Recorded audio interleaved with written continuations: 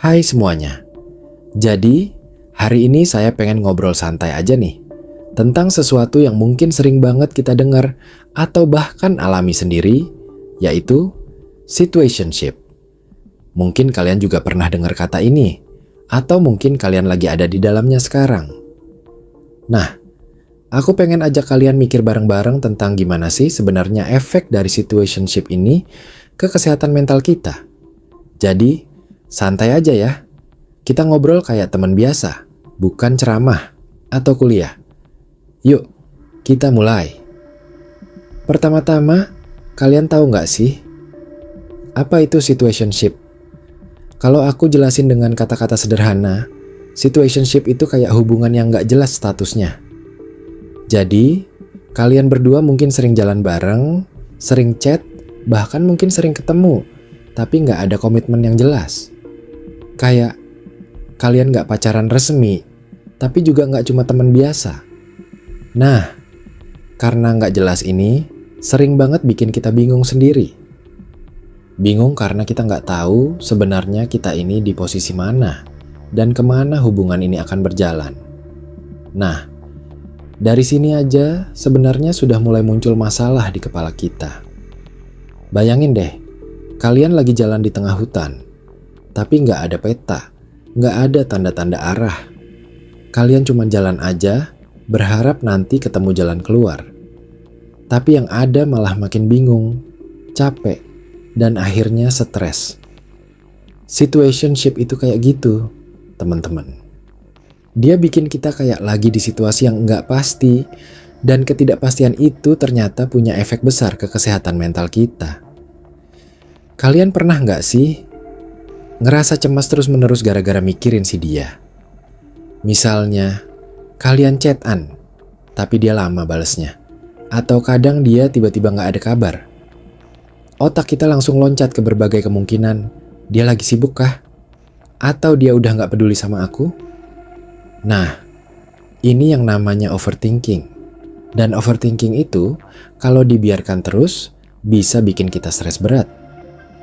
Otak kita jadi kayak mesin yang terus nyala tanpa istirahat dan lama-lama bikin kita capek mental. Selain itu, situationship juga bikin kita susah buat move on.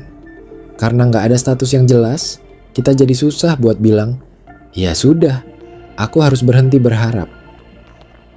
Kita kayak tergantung sama harapan yang nggak pasti. Padahal, harapan yang nggak jelas itu bisa bikin kita terluka lebih dalam.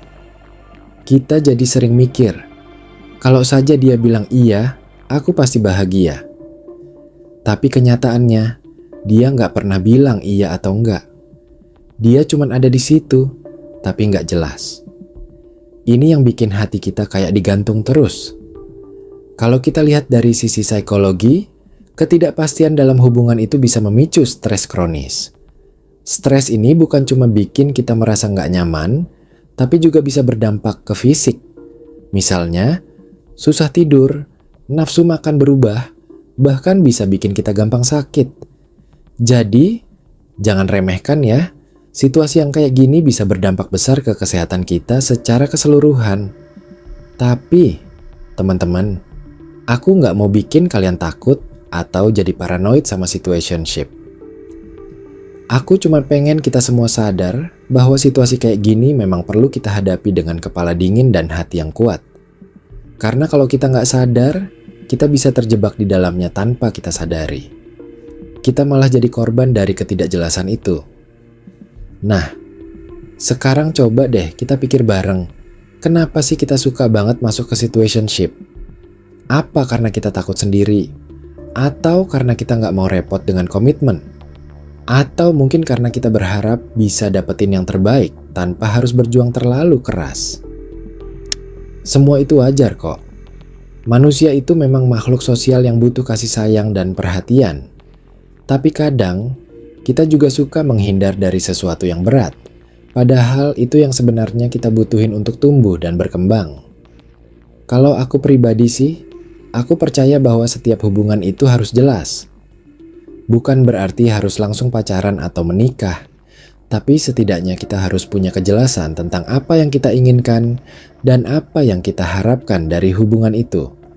Karena tanpa kejelasan, kita cuma buang-buang waktu dan energi yang seharusnya bisa kita gunakan untuk hal-hal yang lebih positif. Mungkin kalian bertanya-tanya, terus gimana dong kalau aku udah terlanjur masuk ke situationship?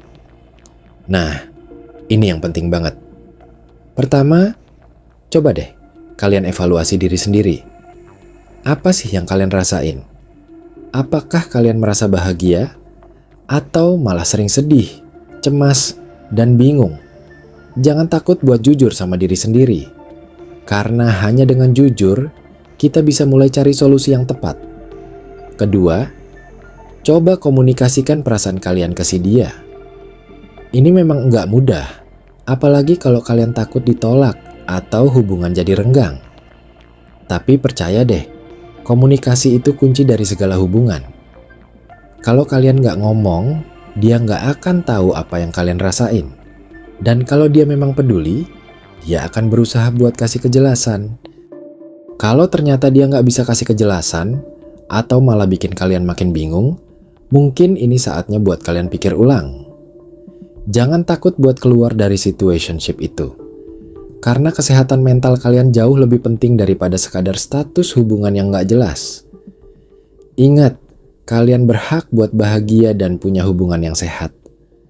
Aku juga pengen kalian sadar bahwa kita nggak boleh bergantung sepenuhnya sama orang lain untuk kebahagiaan kita. Situationship sering bikin kita lupa sama hal ini. Kita jadi terlalu fokus sama si dia, sampai lupa buat sayang sama diri sendiri. Padahal, mencintai diri sendiri itu adalah pondasi utama dari kebahagiaan. Kalau pondasinya kuat, hubungan apapun yang kita jalani akan lebih sehat dan lebih bermakna. Jadi, teman-teman, dari obrolan santai ini aku pengen kita semua bisa lebih peka sama diri sendiri dan hubungan yang kita jalani. Situationship itu memang bisa bikin kita merasa nyaman di awal, tapi kalau dibiarkan terus, dia bisa jadi racun yang merusak kesehatan mental kita. Jangan sampai kita terjebak dalam lingkaran ketidakpastian yang bikin kita stres dan gak bahagia. Yuk, mulai sekarang kita coba lebih jujur sama diri sendiri. Apa yang kita mau? Apa yang kita butuhin? Jangan takut buat bilang tidak kalau memang itu yang terbaik buat kita. Dan jangan lupa, komunikasi itu penting. Kalau kita bisa ngomong dari hati ke hati, insya Allah kita bisa cari jalan keluar yang terbaik. Terakhir, aku mau bilang, kalian gak sendirian. Banyak orang di luar sana yang juga lagi berjuang dengan situasi yang sama. Jadi, jangan malu buat cari bantuan atau cerita sama orang yang kalian percaya. Kadang, cuma dengan cerita aja, kita udah bisa merasa lebih ringan dan lebih kuat.